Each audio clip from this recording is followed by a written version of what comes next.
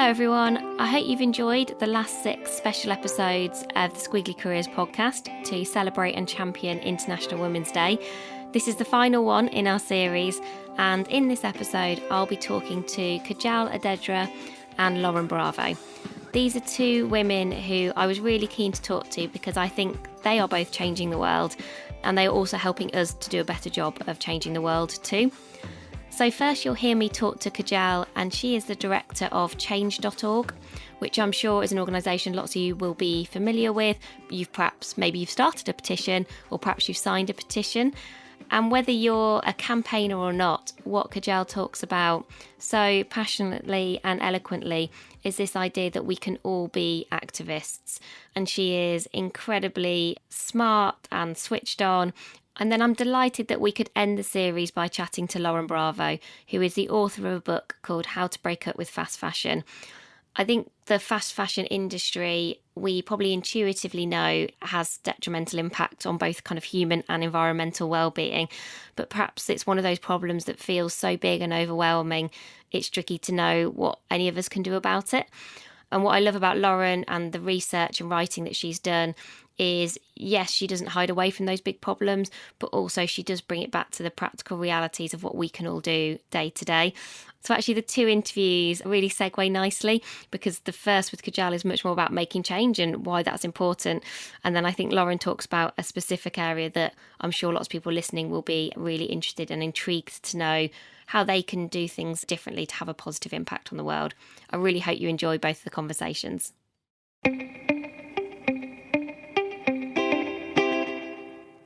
If there's ever anyone changing the world, it's Kajal. So I'm delighted to welcome her to the Squiggly Careers podcast.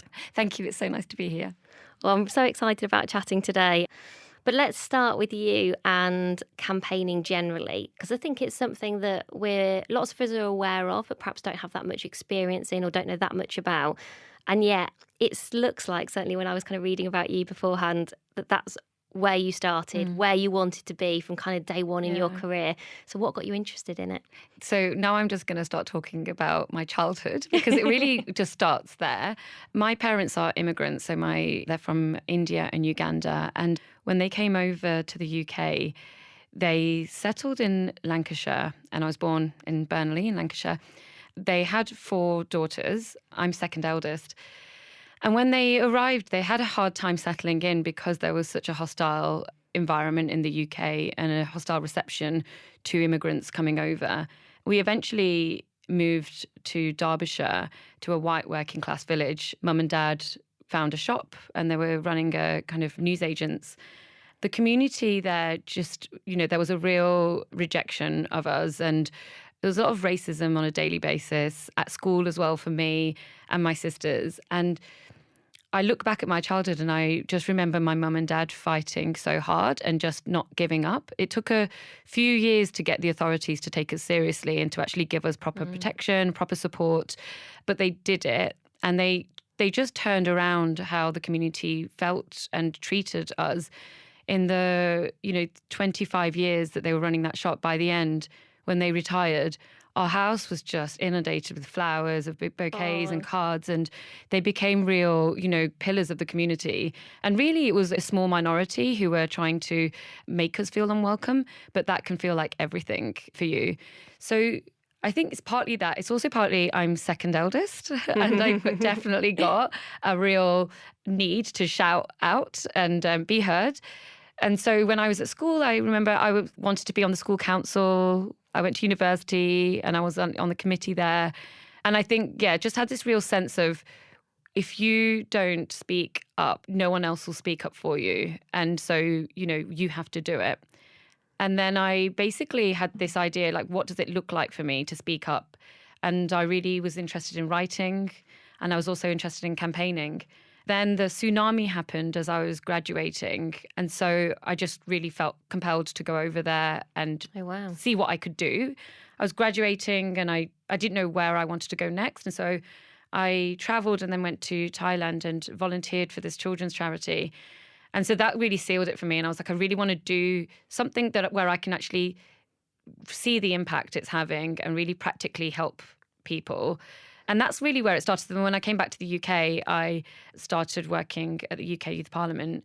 And that was all about empowering young people to find the issues that they really cared about. So the main issues that I worked on was sex and relationships education in the curriculum, lowering the voting age to 16, and then helping them to use their voices to campaign rather than, us doing it for them. Yeah, it's interesting because I think almost through the adversity that you obviously experienced kind of personally, in some ways you might think, oh, well, perhaps, you deserve to have kind of easier life and, hopefully things have gotten easier. You could have gone the other way and actually just thought, oh, I'm just going to be a bit more even-keeled now. Whereas actually I think probably it sounds like your experience, if anything, made you more resilient, more inclined to actually go, well, yes, it might take time, but look at the difference I can make. Look at the difference that my parents made to that community. I think that's what adversity does. I think it actually strengthens you. For me, being a woman of colour, I saw the world as an outsider. And so I have deep empathy for outsiders. And often when you're in a situation, often in campaigning, there is a David Goliath kind of dynamic.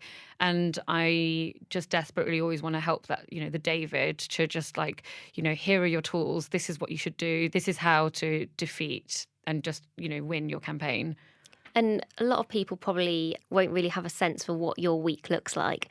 So, running change.org, which most people will have heard of, but perhaps just describe the kind of ins and outs of what kind of change is there to do. And then maybe a bit about what do you spend your time doing? What does being a campaign look and feel like? Yeah, it's interesting because sometimes people are either surprised that there's a team there because they think it's just a website. Okay. Or they think it's a massive operation. So in the UK, there's 8 of us. And we're mostly made up of campaigns and communications experts. And what happens is when, we have hundreds of people starting petitions on our site, we get around 1,000 in the UK a month. When people start their campaign, we will, on a daily basis, just scour everything that's being started, look at what's trending, reach out to petition starters where we see there's real potential. There's a really strong campaign here and maybe that petition starter just needs some extra guidance. And so our team will ring people up and just basically offer support, strategy support. The way I like to think about it is that NGOs and politicians and unions have campaigns and communications operations. And so when they're campaigning, they've got whole teams dedicated to this. If you're an ordinary person, you don't have any of that. And you've also never done this before. Maybe something's happening to your kid at school that you want to campaign about the education system. So you start your petition, then our team essentially parachute around you and become that campaigns and communications strategy team for you. Sometimes they're like, they get surprised when they hear from us because they're like, I can't pay you. But we're like, no, this is our service. This is what we do. Our whole aim is for everyone to be able to create the change they want to see. So we want those petition starters to win their campaigns. And so our day can look like anything from, so it starts off every morning, we'll run through the news, we'll run through what's trending on the site, and then everyone just kind of goes out and starts reaching out to petition starters and starts working on those campaigns. And then on any day, we might be organising a petition delivery, meeting with other organisations to see how they can help the petition starters on our site, meeting with decision makers. And then as the day goes on and San Francisco wakes up, I might be on calls to our product team because, you've got the team in the UK, but then we've got a team of around 50 engineers and product people based in San Francisco who are round the clock just dedicated to creating the best tools possible for petition starters and for their supporters to be able to, take their campaign from, oh, that's just a petition on a website to a fully, alive campaign that can actually win and change the decision maker's mind. So I think listening to you, I would assume that the best part of your job is when a petition kind of happens or when you kind of win. I don't know if you use the phrase. If you win. We do. We have a victory bell. Oh, victory bell. Yeah. When a campaign wins, we ring the victory bell. It's like, it's a really lovely moment for us. That's good. So is that the best part of your job or is it kind of the joy is in the process? Oh, the best part is the petition starters, hands down. I just love them so much. And honestly, I've campaigned for several NGOs and kind of been in the charity sector for a long time. But then when I joined and started working with petition starters at change.org, there's something really special about helping somebody who really needs support because they are potentially going through one of the most distressing moments in their life. And you're able to give them a lot of strength through finding their own power. And that is just so special. And then seeing the petition starters' growth through the campaign. So I worked on a Women in Politics event with a few organisations the other day and invited our petition starters. And we had this incredible moment where 4 petition starters that we'd worked with, we'd never met them because often we were just speaking on the phone and over email and just like organising everything online. They also didn't know each other. And they'd, between them, got Tesco's to stop selling caged egg, ended the tampon tax. One of them had got the UK government to get her partner out of prison, who was wrongly imprisoned in the UAE. And the other one had got Google Maps to become wheelchair accessible. Oh, wow. So there were just these 4 amazing women who'd never met each other. We were meeting for the first time. And they're just so humble, but just incredible people. And yeah, that was just like, I was bursting with joy because, I think there's something really exciting about, especially with current society and the way our institutions are set up, we're led to believe that you don't have power or you are not powerful in society, or that you have to go to a certain school. You have to have certain networks. You have to be a certain type of person to be able to create change. And so the best part of the job is actually helping the people who aren't part of those inner circles and that elite group to find their power and then just knock that door down, and make the decision maker agree. And then they win their campaign. And then what they end up doing is inspiring hundreds and thousands of other people. That's an amazing story. And as you said, I think there were probably quite a lot of barriers, I guess, to people feeling like they can have that power that you've just described, that there'll be loads of people listening now who will hear those 4 examples and and people will be like, wow, that's incredible. Oh, but I could never do that. Do you find what kind of barriers do exist for people in terms of actually starting and like winning petitions? Yeah, it's really interesting. So we've been doing a lot of work into this because we've got 17 million users in the UK who are kind of signing and helping campaigns win. A relatively small fraction of that actually start campaigns. So we looked into, what's stopping people from taking that step to actually start their own campaigns? Because there's no shortage of ideas. And there's no shortage of injustices. And when I talk to people on a daily basis, everyone has something that they care about and they feel passionately about. So why aren't they kind of taking that next step to actually do something about it? So we did a load of research early last year into people who go to start a campaign, but they actually just abandon the page and they don't continue. And we found that there were 3 common reasons. One was that they felt like they maybe don't know enough about the issue. Mm-hmm. And so if it was a climate change campaign, maybe they don't know everything about climate science. Yeah, you feel like you're not the expert. Yeah. And these are complicated topics often, aren't they? Yeah. So I can imagine you sort of end up self-selecting yourself out of a process because you think, I just don't know enough. Especially in a society where I think we're all scared of being called out. Yeah. Like call-out culture. I think that is really having an impact on people's confidence and actually being able to speak up. We're not forgiving, we're letting people actually make mistakes.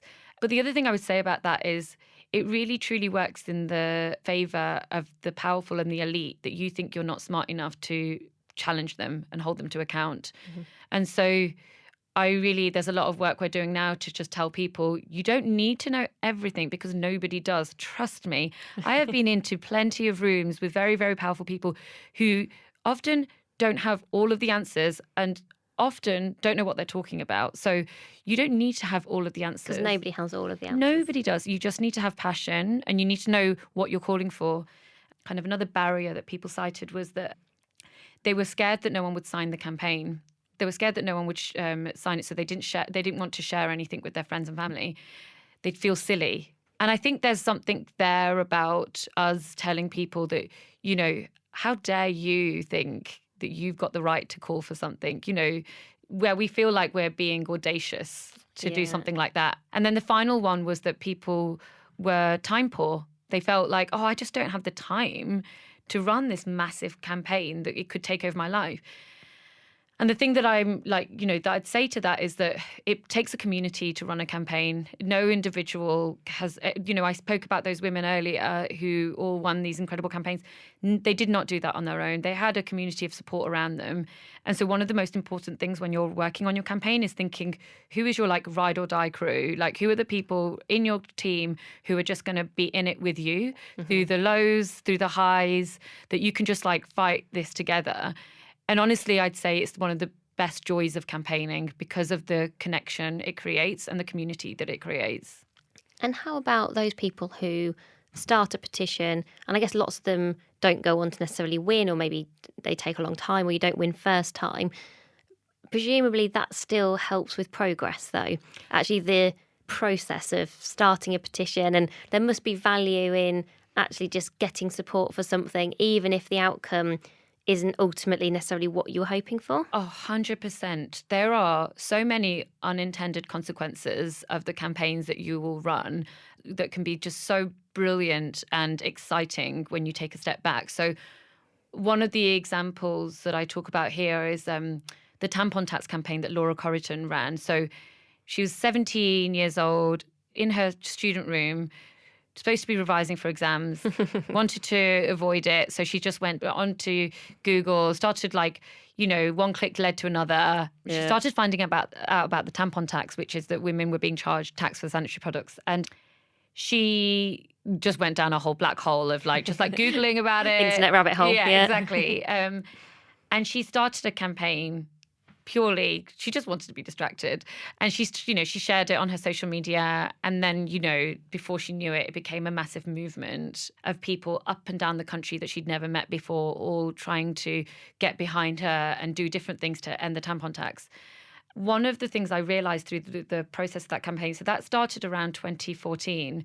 And it kind of got partial victory when the Tory government said that they would end the tampon tax when we left the EU.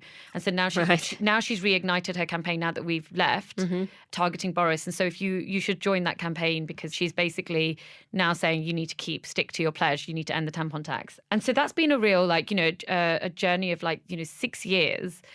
And I've honestly seen a real shift in the way that society talks about periods in that time. And what it did was it started a conversation in the mainstream media about periods, and it made it so much more acceptable and okay to talk about something that was often a real shame and taboo. Back when Laura started her petition, I would never have felt comfortable saying the word period in my office. Now, I happily take my tampon out and walk to the You don't have to do the walk of shame anymore. No, I don't hide it. I just happily, if someone says, "Are you okay?" and I've got cramps, I say I'm on my period, and it's absolutely fine.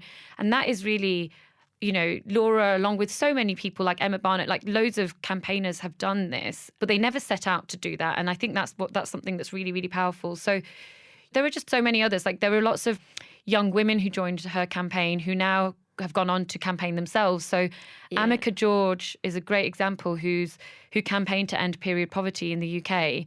She'd signed Laura's campaign, cared passionately about the issue, asked Laura, well, can I do more? And Laura suggested that she start her own petition about period poverty because it was an issue that Amica was worried about.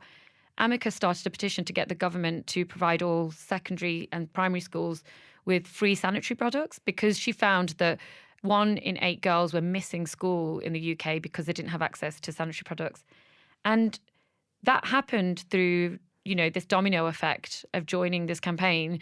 And Amica, 2 years later, won her campaign as well. Amazing. So there can just be really, really amazing things that you don't even intend when you set out.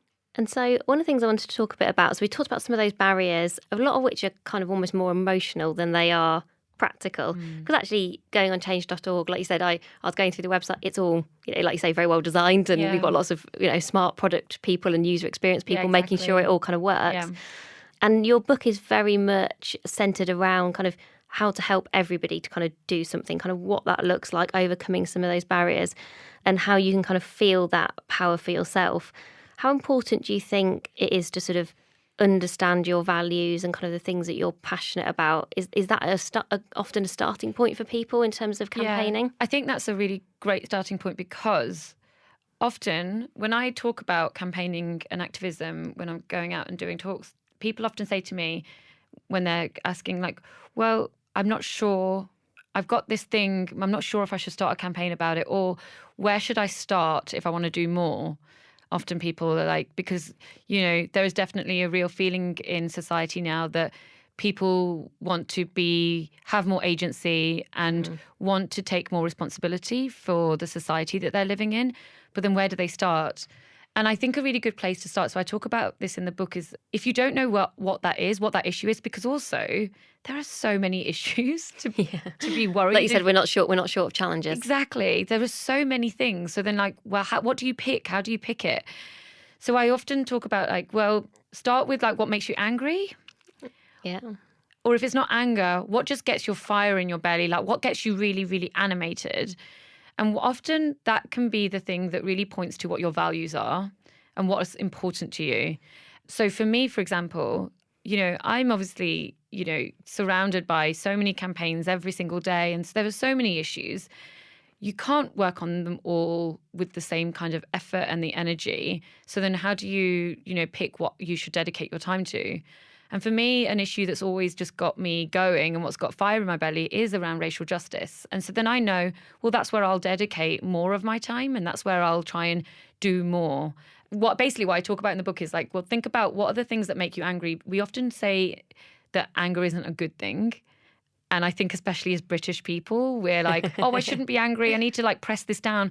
Actually, anger can be a really useful emotion to tell you what's important to you. And then the challenge is, well, just using that wisely and actually being able to channel that into something really productive and progressive.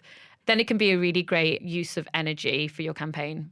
Yeah, and I think the more I listen to you, the more I think what I think you've done a really good job of is starting to kind of dispel some of the myths or just assumptions I think probably people make around campaigning. Yeah. So some of those things like, oh, it's quite lonely. I'd have to do it by myself. Whereas actually you're like, no, do you know what? You get a community who kind of takes a village. Yeah, it does. A bit like raising kids. Yeah, Sounds exactly. very similar. Yeah. That you don't need to know absolutely everything about a topic to be able to kind of see it through. That it's okay to be angry, that it's okay to kind of have that fire in your belly and to then want to do something about it, and that we can all have power. And I think those things are, for me, a real shift, because I think even 4 or 5 years ago, I don't think I would have ever felt like I could even be a campaigner. Yeah. I would just be like, oh no, that's not for me. I'm not opinionated enough or smart enough. Lots of like not enoughs. Yeah. Whereas I think you're almost kind of, what I love about the work that you do and Change.org does is it's almost democratising. Exactly. I think. Yeah, I call it democratising democracy. So it's just, nice. and essentially what we're doing. So if you think about it this way, a lot of the institutions that are around us were set up, hundreds of years ago. And they are still very, very hard to access. So looking at Parliament and, even the media industry, it's all still very old-fashioned. And it's very hard for marginal groups to have a voice in those spaces. And then what's happened then is like in the last 10 to 15 years, the internet has come along and has just massively disrupted who is able to have a voice. And it's meant that women, people of colour, young people with disabilities are able to say something that they believe in, and that voice can be amplified across the country, across the globe. One thing that we found, so when we were doing some of this research last year, was even though men start more petitions, and that makes sense to me, men start more petitions, because society has told us that men have a right to and should speak up. So even though men start more petitions, women under 35 win more. Oh, interesting. And that's a great signal to me, because it tells me that actually the barriers in our, in the institutions around us are the only thing that's really stopping us from being, real voices around the decision makers table. And so then what I love about the work that I do and that what the internet has provided us with is the ability to force, young people, women of color onto those decision makers tables. And, they're being forced to be listened to. And give us a couple of examples of things you're maybe working on at the moment that you just think are particularly interesting, or that get kind of the fire in your belly. So there's these 2 sisters called Gemma and Maya, and I think they're 18 and 20 years old, and they've started a petition to make street harassment illegal. As a woman yourself, I'm sure that you are no stranger to being harassed on the street. I don't know anybody who's never been, shouted at on the street at least once in their lives. What happened was that the younger sister got catcalled when she was 15 years old and she was in a school uniform. And then I think shortly after that, what they saw in the news that France had made street harassment illegal. Oh, interesting. And so they thought, okay, we should do this in the UK.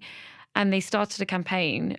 I mean, it's extraordinary because they've, got such creativity and so much passion and hope for this issue. They've started an Instagram channel where they're sharing stories of what, people who are signing their campaign have experienced, but they're also giving people advice about how to deal with it if you've experienced it. They've got hundreds of thousands of signatures. They've been on Women's Hour. They've been written about in The Guardian, Telegraph, they've been everywhere. And I've got no doubt that they will change this. But what's really special about the campaign that they're running is that they really are building up as a real feminist movement and a kind of community. That's so impressive. In between exams and studying, it's campaigns like that really I get so excited about, particularly when I think there have been times in the last year where people have been feeling quite hopeless about, the future. Society feels like it's becoming more polarized. Sometimes it can feel like your vote doesn't count. But then I turn around and I see, young women like them, or I see the school strikers, and I'm just like, do you know what? I think we're going to be okay because these young people are going to grow up to be our decision makers, and they've grown up with the internet and they know how to use it smartly. And what about historically, when you think about all the different campaigns you've worked on at change.org, is there one where you were maybe surprised by it, perhaps on paper didn't look like it was a real zeitgeist one, or one that was really kind of trending and actually almost a bit left field, or it maybe just took you and the team by surprise in terms of the traction that it got? One thing that was interesting was that for years we were trying to work on the issue of plastics and it was never getting traction. So we would work with petition starters who'd started campaigns and try to grow them, but it just nothing was happening. And then it was almost overnight as Blue Planet aired. Okay. And that final episode where David Attenborough basically made a call to arms and said, we need to do something about the plastics. And what I think he did there that was really special and that hadn't been done before was he conveyed the issue with just brilliant storytelling, because you were seeing, Blue Planet is just amazing storytelling really at the heart of it. And so you saw the damage physically, the damage that plastics were having on turtles and, creatures that you were forming an attachment to when you were watching them. And so almost overnight, we just saw just a real rush of campaigns started on the site about plastics up and down the country. And it started this incredible movement that is still going on now where, we had school children campaigning to get their local restaurants to stop using plastics. Yeah. We had doctors starting petitions to make their hospitals go plastic free. And then we had this incredible class of primary school kids who were campaigning to get Michael Gove to ban plastic straws. And it was everywhere, and it was small and it was big. And that was a really exciting time because it made me realize that, just because something's not taking off now, it doesn't mean it will never take off. You've just got to be able to tell that story in the most powerful way you can to really get people to listen to you. And I've seen that same lesson. I've been taught that lesson time and again. For a long time, nobody was really doing anything about unfair deportations. We kept on seeing cases, one after the other, being started on our site where somebody was being unfairly deported to a country when actually they had to flee that country because their lives were in danger. And so we started working on these one at a time. And then slowly we just saw a pattern that there was something going on at the Home Office where people were being unfairly put in these positions. And we were only seeing the people who'd started petitions. So what about all these others that are being unfairly deported? And so, linking those stories up with journalists and then actually the journalists kind of running away with that and starting to investigate. And so that's still going on. There's like a whole campaign into the Home Office systems and the processes and actually how they decide who gets deported and what the review system is there. But that issue, again, it was a drip effect. And now it's a lot more, it's a lot easier to get people engaged about issues of immigration and deportation, whereas a few years ago it was a lot harder. And generally, do you see the media obviously plays an important role in what people are interested in at any moment in time? You know, you talk there about, I mean, David Attenborough is sort of a law unto himself, isn't he? Basically, whatever he says, we all just sort of go, okay, yes, we'll do that, please, David. Absolute national treasure. Yeah. But do you see media as a kind of force for good in terms of all the work you do at change.org? Yeah, I mean, I think, we definitely tell campaigners this, that the media is a real tool that you can use in winning your campaign, but not to get too obsessed about getting stuff in the media. I actually talk about this in my book about when you start a campaign, how do you even know where to start and who to send your campaign or your press release to? And I think that because the media is an institution, it can be incredibly intimidating. Yeah. So many petition starters we work with are, feel like they don't want to approach journalists because what if the journalist gets cross with them? And but one thing that I talk about in the book is that you're helping that journalist do their job as well. By the way, you're both kind of winning out of this, and so the trick really is to frame what you're sending them as being newsy, something that's, there's a really clear message there.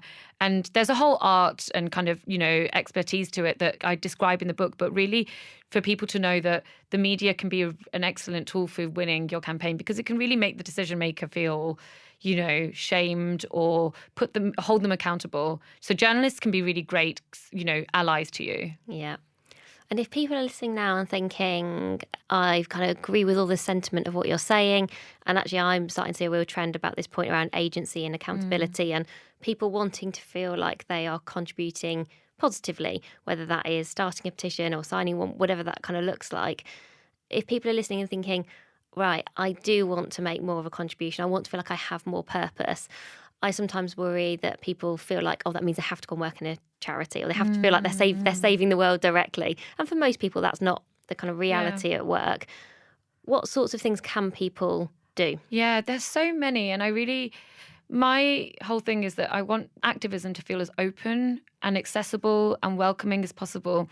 I think there is a real myth, and I think it's been perpetuated by, activist groups, that you have to have the right credentials to call yourself an activist. You have to have changed yourself to a railing, at least once to say that you're a real activist. Yeah. And it's just not true. And I really want people to own that word more, because I think in doing that, you give yourself the permission to do more. Activism is everything from writing a blog about something that you care passionately about to joining a campaign. You don't have to be the person who starts the campaign either. It's joining a campaign that you actually really, really care about, and then thinking about, well, what are the things that I'm especially good at? You might feel like you're just very, very practical and you're very hands-on, so you'd like to volunteer at a protest, or you'd like to actually go and volunteer at an actual practical kind of, slogan making session. Or you might think, well, I'm actually quite good at taking pictures. One of the things that petition starters really, really appreciate is people getting in touch with them saying, I can do X, Y, Z. Do you want me to help you?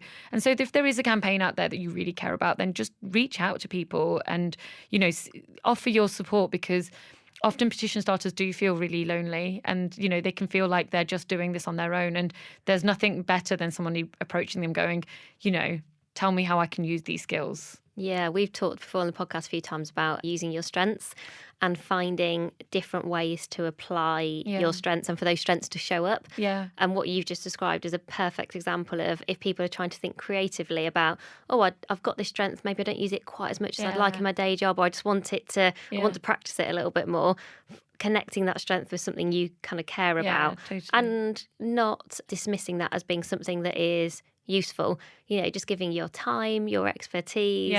Like everybody, I think, has something of use to kind of offer and to kind of give. And I think sometimes we're our own worst critic of thinking, that's not me. I don't think I'll have anything useful. Yeah. So I think what you should really do is think like, what's the thing that puts fire in my belly? What is the thing that I want to contribute to this? Like, do I actually? If no one's started a campaign on this, then maybe I should be the person to start it. Or if they have, then reach out to them and offer your support and think to yourself, like, what can I offer that can be helpful? It might just be, I just want to offer my hands and my head and just tell me what I can do. Yeah. But yeah, I guess like taking that first step and just identifying what you care about and what you can do will be, I think, it'll be like breaking a seal.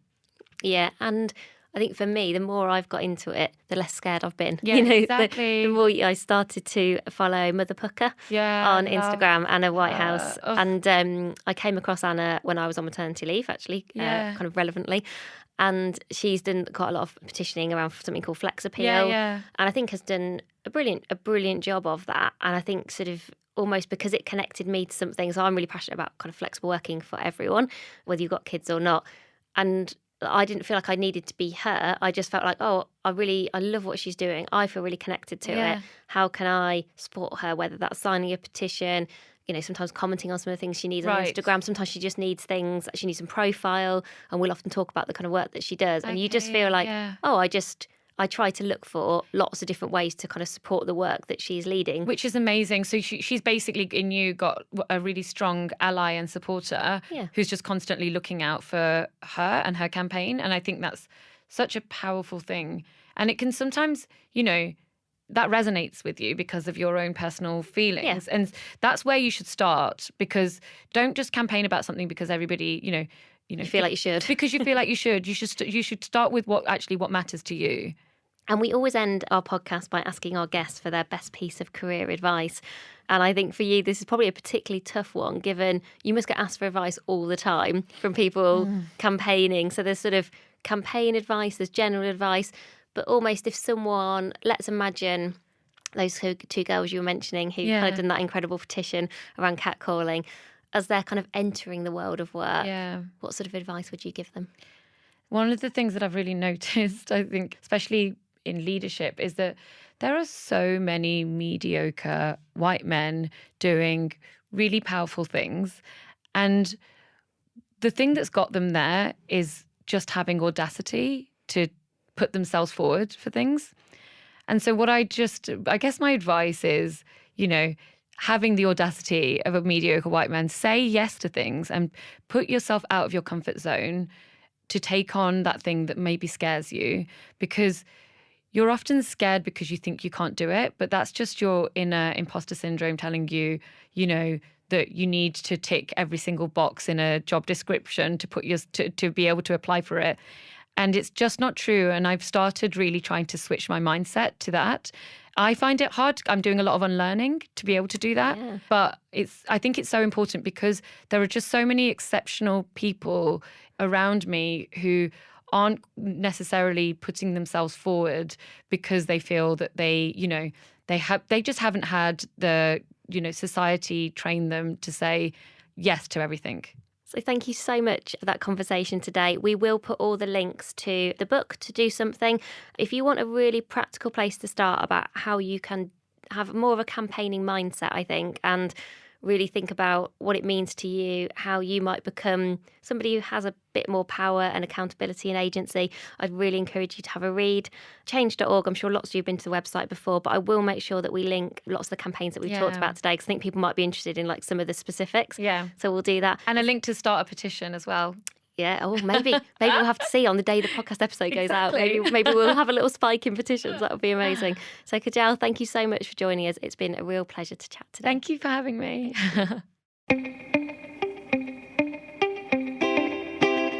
So I hope you enjoyed listening to my conversation with Kajal. This is now me interviewing Lauren Bravo, author of How to Break Up with Fast Fashion. So Lauren, perhaps you could start by just telling us why you decided to not buy any clothes for a year, which sounds almost impossible. Well, thank you for saying that. I've had quite a lot of people going, what's the big deal? I could go a year without buying clothes. We see, I thought that, and then I actually practically started to think about it, because I don't think I buy loads.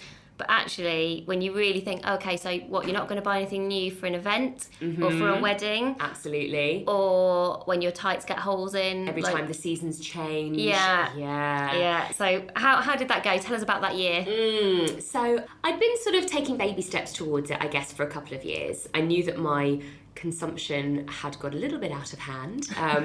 Over the course of my 20s, I was just buying more and more from, the big chains, the websites. I got a little bit addicted to my ASOS Premier delivery. I was constantly shopping. I was just always thinking about what I was going to buy next, trying stuff on, sending it back. I was forever trudging up and down Oxford Street, looking for that next kind of outfit. When you tell yourself all I need now is a jacket, and then I'm done. Then I won't need to buy anything else for months. Yeah. And you get the jacket, and then you think, oh, but actually I do need a pair of ankle boots. And once I get the ankle boots, then I'll be done. Yeah. And it just went on like that. And I realised that clothes were taking up just too much of my time, my energy, my money, certainly. And at the same time, I was reading a lot more about the environmental impact of the fashion industry. As a kind of sometime fashion writer, it was pretty hard to escape from that. And obviously the humanitarian reality as well of the garment workers who are, slaving for poverty wages, basically, so that we can buy a £20 dress. And the more of that stuff I read, the kind of worse I felt about it. And, it was a real combination, I think, of the morals and the ethics, and also just quite selfishly realising that it wasn't making me happy anymore. So what was the hardest thing for you in that year? It was getting myself out of the kind of emotional shopping mindset, which sounds a little bit woo, but I kind of realised quite quickly that I was using shopping as a kind of panacea, I guess, for like every emotion, So if I was bored, I would shop. If I was sad, I would shop. If I was happy, I would shop. If I was hungry, I would shop. So that actually, it was weird because once I sort of formed the habit, and I am I'm a creature of habit, so I respond quite well, I think, to sort of absolute rules and boundaries, which not everybody does. But for me, telling myself, okay, I just don't shop on the high street anymore. I just don't do that. I don't go to Topshop. That was actually the easier part of it. But it was still, my kind of impulse was always to be shopping. So it was like unsubscribing from all the mailing lists, unfollowing the influencers that make me want to shop. It took me weeks before I stopped kind of going on the websites really masochistically just to see all the things that I couldn't buy. Oh no. Because I don't want to feel like punishing yourself. And I know. And it was like I just had to know what was out there and what other people were buying. So that was hard. It was hard every time the seasons changed. That was a big thing for me. So when, summer came along and suddenly everyone was wafting along in these gorgeous kind of peasanty dresses and I didn't have one, and then I felt really inferior and I had to make do with last summer's stuff, and that was difficult. But actually, do you know what? It was easier than I thought it was going to be. And what did you find were the most useful tactics or things that you discovered during that year? Because I was saying to Lauren just before we started that having read the book, I think I've got a list of 3 or 4 things that I've done differently since reading the book, and 1 or 2 things that I want to try out. So I'm interested to compare and contrast our different things of what worked for you, what were you already doing that you did maybe more of, or what worked really well, so that if people listening are going, oh, okay, I sort of get some of the realities of why this might be a good thing. Yeah. Perhaps they don't have to not buy anything for a year, No. You went big. I went big, I did. But what kind of things could people do? So, I would say even if you can just stop shopping for maybe a month, I think that's a really good place to start. I also think if you can't do that, I like the second-hand first rule. So before you go to the shops and buy anything new, always see if you can get it second-hand first. So whether that's going to a charity shop, if it's I want a black roll neck jumper, you'd be amazed how quickly you can find that in a charity shop or a vintage shop. Go on eBay, so often you can buy the exact dress that you were eyeing up on the high street, often brand new with tags on, for half the price on eBay or Depop. The reality of fast fashion is that there are so many cast-offs out there that it's not that difficult to pick things up second-hand. Although I should say, obviously, it is harder if you don't have the resources, if you don't live in big cities. It's harder to find bigger sizes second-hand. So I would never suggest that is kind of a blanket solution for everybody. But what I've tried really hard to do with the book is kind of make it clear that there are different solutions for everyone. So whatever your personal style is, whatever your resources are, your lifestyle, there are things that you can do. So one of the things I wasn't doing that I had to get a lot better at is styling clothes, which sounds really obvious. And this is something that, a couple of generations ago would not have been even a thing. Did you say your mum's good at it? Yeah. I spoke to a psychologist in the book, Dr. Dion Terrelong, who is brilliant because she's a stylist and a psychologist. So what she's combination. Really, I know, it's brilliant when the Venn diagram overlaps. She's Yeah. my perfect interviewee. And she was saying that because fashion has become so fast and so cheap, we've really lost the knack of styling different outfits. So we've kind of forgotten that you can put a jumper on over a dress and it looks like you've got a new skirt. Really basic, obvious things. We just don't do them because when we're bored, we just go and buy a new outfit. So one of the things I got a lot better at was getting all my clothes out, getting those out and really forcing myself to try things on in different combinations and saying, actually, that jacket that I've had for 5 years that's been languishing in the back of the cupboard, that would actually look really good with this thing that I bought last month from a charity shop or whatever. And then suddenly there's a new outfit. And so often we just wear the top 10% of our wardrobes. Yeah. So the old I always dress think obsession. The one thing I've started to do better is I'm always much better at using my clothes when I've bought them as a complete outfit, or whether it's like, if it's like a dress, then it's like, okay, well that's okay because I know how that works. All of my items, when I did that exercise that you said, was like to get everything out. So I was like, right, I'm going to do it. I'm going to follow the principles of the book. The things that I don't wear are all the things where I can't work out what the outfit is. You know, I can't style it. So you're like, well, I love this skirt, but does it go? But I don't know. I don't have anything. Top? And then I think I end up then buying too much extra stuff, almost like attempting to make it into, and it never quite makes it. See, this is where you need my mum's golden rule. Yeah. So my mum has her own little chapter in the book, which she was delighted I liked by. that. And she has always said this. I mean, long before sustainability was something that anyone was talking about. She would never let me buy anything unless I could name 3 items in my wardrobe already that I would wear it with. Yeah. And 3 occasions that I would wear it to. And if you couldn't name them, then you didn't buy it. And I just think that is actually a really good rule. Sense, you know? And so often I think we're shopping for people that we're not. You know, we buy for like a lifestyle that we don't have. It's aspirational shopping. And that's not our fault, right? Because marketers are paid millions of pounds to sort of make us believe that we want these things. Yeah, so I think being really honest with yourself is quite important. Working out that difference between like liking something and needing something. Yeah. Because how often do we say like, oh, I really need a new jumper or that trend that everybody's wearing? We don't need it. You know, we want it, and maybe actually the truth is we just like it on other people, but it doesn't really have a place in our lives. Some of the things that, let's see what you think of my list. Okay, and then you can tell me if I've got any gaps or things I should do differently. So the one thing actually I hadn't heard of was day 2. So day 2 is a spray. Is that the best way to describe it? It's basically dry shampoo for clothes. Yes, there you go. That's a better description. Dry shampoo for clothes, and it's all about kind of, you don't need to wash your clothes at the end of every day. There's one for kind of normal fabrics, one for delicate fabrics. And one for jeans as well. Because obviously jeans you're not really ever meant to wash. Yeah. And I think, again, you know, you talked about habits. I think I get into the habit of like, you get home, you just wash stuff. And actually sometimes you don't, or perhaps you've just not had it on for long enough to need it, and you could just spray it. So I bought my day 2, which I'm using. Brilliant. And actually that has been quite an easy to break habit of just thinking, oh, I'm just going to put it back on a hanger instead, unless I've got particularly sweaty that day. Of course. I mean, do you know, it's funny, I did a radio interview the other day and the first question was, do you smell?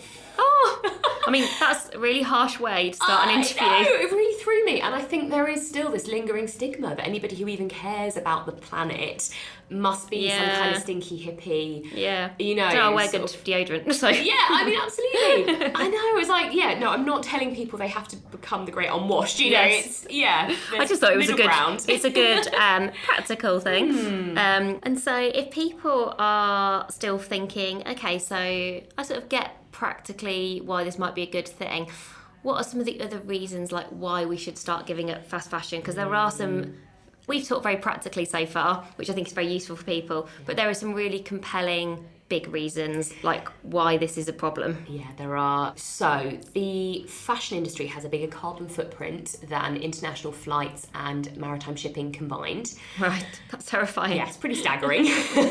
And I mean, that fact that you read out at the beginning, you know, our clothing consumption has doubled in 15 years and it's showing no signs of slowing. And this is the terrifying thing. But 15 years is such a short space of time. And I think that there is this almost misconception that it's inevitable and that our consumption will just carry on speeding up. But actually, it's not at all. You know, I remember when I was growing up in the 90s, if you wanted something new, you saved up for it and you maybe thought about it for a few weeks or even a few months, and then you would maybe go and buy it, and then you would wear it for years, and it became your favourite thing, and that was what you would wear every time you know wanted to wear. I remember having one Ted Baker top, and I'd like saved up for this Ted Baker top for so long, and then literally wore it relentlessly. Absolutely, and that is what we need to get back to. So I find it kind of encouraging that if we've got this far in 15 years, although it's terrifying, I think that we could go back. You know, I think that's a good way 15 of years is not such a long amount of time. We've lost our way, but I don't think it should be that difficult to get back on the right path. It's going to take massive attitude change, you know. The other thing that I think is getting left out of the conversation far too often at the moment is the humanitarian side of it. So it really upsets me when people talk about sustainability as though it's purely about planet and not about people. Yeah. So the fashion industry, I think it's misogynist. I think that there is a massive gender problem within fashion. 80% of garment workers across the world are women aged 18 to 25, but only 12.5% of fashion companies have a female CEO. And that says it all, doesn't it? Yeah. So women are really being exploited at kind of both ends of this spectrum. You know, women are being exploited to make these clothes so cheaply. They're being paid terrible, terrible wages, working in awful conditions. But at the same time, women are being exploited by the companies that are selling to us relentlessly. You know, we are so often made to feel that we are less than unless we spend money on clothes, on, you know, makeup, all of that. We're made to feel like we are only as good as our last outfit. And I think once you kind of almost peek behind the curtain and once you realise just how much money goes into marketing clothes at us, it really takes the shine off them. You know? You see the kind of tricks that they use and the way that fashion media has a big role to play in this as well. I think that's all a big problem. And yeah, I mean, the environmental stuff is just staggering. Like, I could talk about it all day long. One of the things actually I was still thinking about, and I'd be interested to get your point of view, and I can't believe I'll be the first person who's asked you this, is thinking, okay, so I'm going to start to change my behaviours in some of the ways that we've talked about, but inevitably we are still going to still buy some clothes. That's still going to happen. Where should I buy them from? Was my question. I feel like I'm actually just asking questions for my own life now, but I sort of got to the end, and some of the brands that you name in the book, I buy clothes from, and then was thinking, I don't feel as good as I used to about buying from them now. I'm sorry. No, that's fine. I'm that's the Grinch who stole shopping. Yeah. So, but I was thinking, okay, the reality is still, you know, and for lots of people, they can't always afford lots of sustainable fashion. Absolutely. Is still not accessible because ultimately, to do those things properly, fundamentally those clothes then have to be expensive. So there's a real kind of catch-22. Yeah. Do you ever like recommend places to people where you feel like, oh, actually they're going in the right direction from a sustainability perspective? Definitely, yeah. I mean, the really kind of heartening thing is that even just over the last 6 months while I've been talking about this stuff, so many new brands have kind of been put on my radar. And I think it's a tricky one because, as you say, clothes need to cost a certain amount in order to be made fairly. Yeah. So we should not be buying £5 t-shirts because a £5 t-shirt cannot be made without exploiting somebody, unless it's secondhand. But at the same time, there is this idea that sustainable clothing has to be really expensive. And it's not true. You know, it doesn't necessarily have to be that much more. And I think particularly when you take into consideration how fast fashion is very shoddily made, right? Yeah. It falls apart really quickly. It doesn't last. And it doesn't last as well because these trends are kind of cycling around so quickly. Yes, yeah, every 8 weeks or whatever it is, yeah. Yeah, like a lot of these micro trends, we get bored of so quickly. So if you sit down and do the maths and you think about how often you're replacing things in your wardrobe, committing to something that maybe costs a third more but will actually last you 3 years rather than 3 months is a better economy. Now, all that said, obviously, if you don't have that money, you don't have that money. Yeah. So, you know, I would never kind of tell people that going and buying a £200 dress is the answer and we all need to be doing it because we can't. Yeah. I can't. So there are different ways. Obviously, we've talked about charity shops. I think it's really important that we don't let secondhand become something that is the preserve of the elite and the privileged.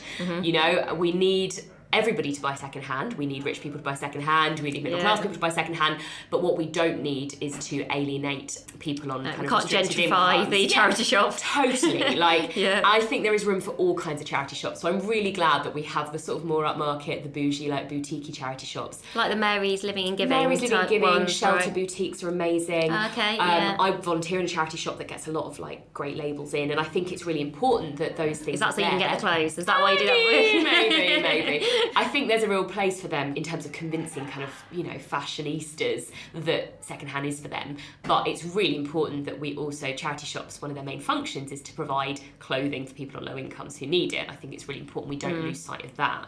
There are so many amazing people out there who are making clothes from like dead stock fabric and things like that. What's dead stock fabric? Dead stock is fabric that has been bought in the past and they're not made into clothes. So many fashion companies will have warehouses full of fabric that was bought and then maybe they didn't make as many as they thought. Like offcuts or the end of rolls. End of rolls, you know, or they did a big fabric order and then they actually decided not to make as many items as they thought they were going to. Also, garments that are already in existence can be unpicked and turned into other things. And there are some brilliant designers out there, particularly on Instagram, you can find them. They're making clothes with dead stock fabrics, with vintage things that they're upcycling, and they're doing it very much on a made-to-order basis, which means it doesn't cost loads of money. Okay, because they sort of going, well, we know we've got the order before we start making it, and that works better from a supply chain perspective. And that's it, and it's much more sustainable, of course, because you don't get the wastage. Yeah. So, I mean, one of my very, very favourite brands is Birdsong London, and I talk about them all the time because they're just such a brilliant example of a company that's doing everything really well. I like what they do because it's a very holistic approach. So it is feminist through and through. You know, their motto is no sweatshops, no Photoshop. They are size inclusive. They're always striving to kind of, you know, widen the range of sizes. Nice. They've moved over to a made-to-order model, so they can, I think, make to pretty much any specification now. And they're just wonderful. And they train groups of artisan women makers. Wow. And they pay everyone a really fair living wage. They're just great. And their clothes are not that expensive. Like, they're more than Zara. Like, they are. Yeah. But I think their T-shirts are about £35, something like that, you know. So if you bought 2 less of the ones that are usually 15 quid or 10, you know, you could be broadly affordable, like you say, if we're buying less stuff. Totally, and it lasts really well, it washes really well, it's not going to be falling apart. Their trends are quite evergreen, you know, they're not making things that are really faddy. And there are more and more of these brands coming through. So I think it's a valid criticism, but I also think it's changing really quickly. And I mean, I've had to eat my own words quite a lot because I have talked a lot in the past about how so many sustainable brands were making styles that I just didn't want to wear. You know, I would admire them on other people, like the very sort of like hemp smocks and, you know, kind of beige culottes and things that just feel very kind of arty. And they just don't work on me. They're just, no. But again, there are so many brands now that are making really fantastic, quite kind of flamboyant, fun, camp, disco fabulous, you know, everything is out there and it is coming. So it takes a bit of research, but I promise, you know, if you're feeling like the sustainable fashion world is not for you, please sit tight and please make that demand known and get in touch with brands. If you find brands that you love, but they're too expensive or they don't make your size or, you know, whatever it is, get in touch and tell them, because that feedback is the way that brands learn. And, you know, if you show that that demand is there and you hold them to account, sometimes they will change. And we are just out of things like London Fashion Week, lots of red carpet events, BAFTAs, Oscars. And I'm starting to see a bit of a trend of people re-wearing gowns for the red carpet sometimes. It's starting to happen. Some people starting to talk about kind of sustainability even, you know, on kind of the catwalk, etc. Yeah. How optimistic, hopeful do you feel about people breaking up with fast fashion? I have seen a lot of people talking this year about New Year's resolutions being around this particular topic. So there has been a lot of coverage about it. Yeah. Are you starting to feel like this is something where actually people are taking it seriously? I am definitely. I am quite optimistic. I think I have to be. It would be too bleak if I wasn't, you know. And actually, just from the response that the book has been so lovely and so encouraging. And I've been really surprised that there have been a lot of people picking it up who I thought maybe would be reluctant.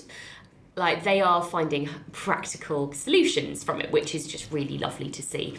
But yeah, you're right. Generally, the media has really done a bit of an about turn this year. And it's interesting because I think inevitably when these conversations start and, you know, big media platforms have to sort of change their tune, there is always going to be a certain level of hypocrisy that goes along with it for a time. Yes. So what we're seeing, almost like the awkward phase. Transition. I think you talk about that in the book, like the awkward phase. Yeah, they're sort of both things at once. So we are seeing, you know, websites will have one article which is all about sustainable fashion, and then next to it will be 15 coats you need to buy this autumn, and it's a bit like, come on guys.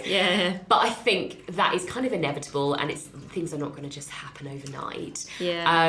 People are realising for all kinds of reasons, and I think that you can't expect people to make these big changes in their life on ethical grounds alone. I think it'd be nice if they did, but we are human, we are flawed. You know, we've got our own stuff going on, and I think that if you can appeal to people on multiple levels, you know, if you can tell them it's pretty urgent, we need to sort that out. If you can tell them people are being exploited. But you can also say, do you know what? You might be a little bit calmer and happier if you make this change, you know, to really examine your own habits, because ultimately, I don't think fast fashion makes anyone that happy. I think it's a myth we've been sold. Like, I know that the way I was shopping and the way I felt when I kind of stood in front of my wardrobe in the morning, it wasn't great. So do you feel, have you found that now? So now you're a year and a bit on, what's your relationship like now with fast fashion? Like, how are you feeling generally about it? I don't really miss it. I still love clothes. I mean, I think that's what I've learned is, look, I'm never going to be a person who can just have a wardrobe full of like grey cashmere jumpers and black slacks and wear them every day and be happy. Like, that's never going to be me. You're not the Steve Jobs of I am not the Steve Jobs. I love the theatricality of clothes. That won't change. But what I've discovered is that actually I have a much stronger sense of my own personal style now than I did when I was a slave to the high street, because I was buying things because I was told I ought to, rather than because I actually loved them. So I feel happier, I feel calmer. I mean, I'll be honest, it's going to take some time. You know, like a year is not enough to fix me completely. I still have the meltdowns in the morning where I'm standing in my pants and I'm throwing clothes around and I've got nothing to wear, I hate everything looks terrible on me. But normally what I've realised is that is something else. You know, that is anxiety, or it's PMS, or it's a bad work week. That is something else. The clothes were never the solution. You know, shopping didn't fix it. If anything, it just made it worse. Yeah, you just got less money at the end of it. I just got less money at the end of it, and I feel guilty, and I've got, you know, no room in my bedroom, and I still have nothing to wear, and I still feel bad about myself. So it's a slow journey, but I'm getting there, definitely. So if people are listening and want to find out more, obviously they can buy the book. Where can they buy the book from? You can buy the book from all retailers. I mean, I would say I'd love it if you would go to an independent bookshop and request it rather than buying it from the big A. But, you know, please just buy it wherever, that's fine. I'm not fussy. And you can follow me on Instagram at Lauren Bravo, and I'm at Lauren Bravo on Twitter as well. The good thing about having a weird name is that nobody else competes for your handle. So I'm just at Lauren Bravo everywhere. And I would really encourage you to read the book if it's something you're interested in. I think so I'm definitely not a kind of fashionista. It's not necessarily like the topic I would go to first. You look very stylish today. But I think what I loved about the book was the combination of Lauren is a brilliant writer. Thank you. And she's funny. I find it funny, and it's so practical and useful. I just don't doubt that kind of anyone listening would kind of get something from it. And actually really enjoy following Lauren on Twitter. She always brightens up my day with some like amazing comment, and you can follow all of her articles and all the kind of different and interesting things that she does. So I think we can all probably break up at least a little bit with fast fashion during 2020. Definitely. Take that first step away. Thank you so much for joining us, Lauren. It's been so lovely to talk to you. Thank you so much, Sarah. It's been great. So thank you so much for listening to this episode. And if you have been with us for the past 7 days and listened to them all and you've got to the end of every episode, thank you so much. We'd love to get any feedback from you. You can find us on Instagram. We're just @AmazingIf. You can email us, get in touch @amazingif.com, or you can find us on LinkedIn and just write us a little message so that we know you're a podcast listener. And we'd love to know what you think, because we are wondering whether to do more of these sorts of special episodes where we do a deep dive into a particular topic. Were they too long? Were they too short? Is there anyone else you would particularly like to hear from in the future that we can ask to see if they'd be prepared to be interviewed by us? So thank you so much for being with us over the last 7 days, and we'll speak to you again soon. Bye for now.